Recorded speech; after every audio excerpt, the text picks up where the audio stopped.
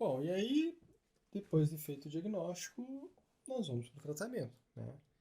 E o tratamento de artrose, ele sempre inicia no conservador, né? Lembre que nós estamos falando da artrose primária, né? As artroses secundárias, elas seguem o tratamento da sua doença que a gerou, né? Se o paciente tem artrite reumatoide, ele vai tratar a artrite reumatoide dele, e não a artrose, a sequela, né? Bom, você está lá na artrose primária e aí você fez esse diagnóstico e agora você tem que decidir o tratamento do paciente. A artrose, ela é uma doença que você tem que imaginar que ela é inexorável, tá? Então, imaginar não, ela é inexorável. Então, uma vez ela estabelecida, você não consegue mais frear o processo de evolução dela. Então, todas as medidas que você vai ter com a artrose são de contenção, principalmente dos sintomas. As principais delas são conservadoras, então você vai sempre começar com o tratamento conservador, tá? Quando o paciente está em crise, volta e meia um paciente de artrose tem crise, um pico de dor e tal, você vai entrar com a medicação. E aí você vai entrar com a medicação via oral. Existe uma infinidade de analgésicos, vocês conhecem muito bem os analgésicos, que pode ir desde o paracetamol até os anti-inflamatórios e as codeínas, tá? Você tratou a dor do paciente com a medicação. Quando eu faço esse paralelo, artrose e medicação, o que eu gostaria que ficasse na cabeça de vocês, independente da medicação, que você como médico vai dosar a intensidade da dor com a potência da medicação, é que a medicação para artrose é um tratamento temporário. Ou melhor, é um tratamento de curto prazo, né? Então você tem que tirar a dor daquele paciente porque ele não está conseguindo dormir, porque ele não está conseguindo trabalhar, as coisas estão muito ruins para ele. Então, esse tratamento de curto prazo, de choque, para você tirar ele da crise, a medicação é a indicação correta e ela vai muito bem, muito bem, tá? Então essa é a primeira carta na manga que você tem, o paciente chegou, está com crise, tá? Normalmente o paciente que vai para o consultório já não está bem, e aí você vai fazer essa contenção. Depois disso, a gente vai ter que pensar no tratamento de longo prazo, né? Então assim, poxa, agora, né? Eu tirei a crise do paciente e agora eu vou ter que colocar no longo prazo. E aí prestem bem atenção nesse ponto agora. Quando eu falar artrose primária, tratamento de longo prazo, cientificamente significa 2 anos, ok?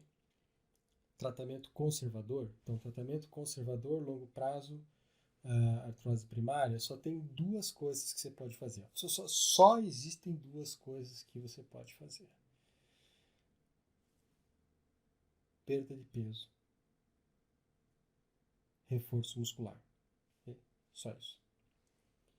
Então, obviamente que perda de peso, aos pacientes que cabe perda de peso, né? Pacientes que não precisam disso. Então, esse é comprovado. Então, depois de 2 anos, se você pegar os pacientes que perderam peso, a artrose melhora e os pacientes que não, existe uma diferença muito significativa. Com relação ao ganho de força, e aí vai entrar uma questão de bom senso que vocês vão ter que dosar com os pacientes de vocês, o ideal certamente é exercício orientado com o fisioterapeuta, né? Não acredito que vai, talvez, depende de onde você está, né? Nos pacientes de consultório, o acesso à fisioterapia é muito tranquilo.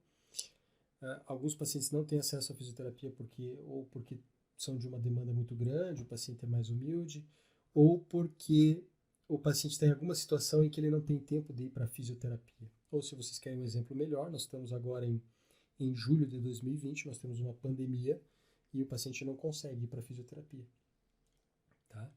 Então, se o paciente não tem acesso ao exercício orientado, ele pode fazer exercícios tipo autotratamento, ou seja, você orienta ele a fazer atividades físicas e ele faz. Mas vai fazer o quê? O que ele é acostumado. Normalmente o que você é acostumado a fazer, você faz melhor. E existem as coisas clássicas, que são os exercícios em água e a caminhada, né? Porque todo mundo sabe caminhar, então se parte do princípio que é muito difícil que alguém se machuque caminhando. Até quanto? Né? Até quanto o joelho ou o quadril não responder de forma inflamatória, que é dor e inchaço, né? Então, ele vai colocando atividades físicas dentro de uma sustentação desse equilíbrio dor e inchaço. Então, enquanto você conseguir manter a atividade física mais o equilíbrio do peso, eventualmente a medicação, e esse paciente ter uma qualidade de vida, você venceu no tratamento conservador. Quando você entra no que eu chamo de redemoinho negativo, o paciente começa a perder força muscular e aí ele aumenta a dor. Ou ele começa a aumentar muito a dor e começa a perder força muscular, perde força muscular, aumenta a dor, perde músculo e aí você entra num redemoinho incontrolável, teu tratamento conservador falhou e aí você vai ter que ser mais agressivo. Tá? Então é muito importante para o paciente, para a longevidade do paciente, que você consiga manter isso aí. Você ainda tem uma outra arma que são as infiltrações. Né? Então quando o paciente começa a ir mal, não está indo bem, não está conseguindo fazer exercício, está doendo, não está melhorando, você ainda vai para as infiltrações. E as infiltrações tem duas medicações que são clássicas, que podem ser usadas, ácido hialurônico e corticoides em geral. Tá? Então a corticoterapia ou o ácido hialurônico dentro da articulação, ele faz um alívio e aí os pesquisadores vão colocar qualquer coisa entre 2 e 6 meses aí desse alívio. E nesses 2 e 6 meses, como o paciente tem um controle da dor, você pode colocar uma carga de exercício para ver se ele volta para esse equilíbrio entre a atividade física e o nível de dor dele, para ver se você consegue manter esse paciente o maior tempo possível. Quando você quebrar esse equilíbrio, aí o tratamento conservador falhou e você vai para as opções de cirurgia. Quais são os critérios para você falar assim, o tratamento conservador falhou e realmente vamos ter que dar um passo em direção à cirurgia? Bom, existem vários critérios, né? Eu vou falar os critérios objetivos primeiro porque são mais fáceis de entender. Um critério é um critério de 100 metros, que eles falam. Então, um paciente com artrose no quadril ou joelho que é incapaz de andar 100 metros é um paciente que deve fazer a cirurgia. Esse é um dos critérios. Então, ele vai andar uma quadra e não consegue andar uma quadra. Então, esse é um paciente que iria para a cirurgia. Um segundo critério é a falha do tratamento conservador por mais 6 meses. Está tratando esse paciente há 3, 6 meses, né? Normalmente 6 meses e, poxa, nada funciona. Seria um segundo critério que eles chamam de falha do tratamento conservador. Eu uso um terceiro critério bem mais do que esses outros, né? Esses outros critérios, na verdade, eu uso mais para o paciente entender do que para decidir, que é a qualidade de vida. Tá? Então, como é que você faz isso? Você vai, a partir do momento que o paciente tem uma vida que está sendo prejudicada seriamente pela artrose, você indica a artroplastia. Quando esse paciente gostaria muito de fazer alguma coisa e deixa de fazer por causa da artrose, é o momento de indicar a artroplastia. Vou dar o exemplo de 2 pacientes minhas, que é um exemplo que vem à minha cabeça sempre. Uma delas é uma senhora que mora no interior. Ela tem na faixa de 75 anos e ela tem todas as doenças imagináveis da face da Terra. Coração, o pulmão, diabetes, pressão alta, tudo que você imaginar ela tem. Ou seja, ela é uma paciente de alto risco. Ela acorda de manhã, ela gosta de fazer tricô, crochê, ela faz um almoço ali que acho que é para os netos dela e ela está ali em casa feliz da vida. E ela está indo super bem com o controle medicamentoso e faz uma fisioterapia lá. Então essa paciente, apesar de ter uma artrose que impede ela de andar 100 metros, é uma paciente que está satisfeita com a vida dela. Né? Então, se ela está bem, qualidade de vida, o tratamento conservador foi sucesso e essa paciente eu continuo tratando conservador até hoje, inclusive. Vou falar de uma segunda paciente, que ela é uma empresária.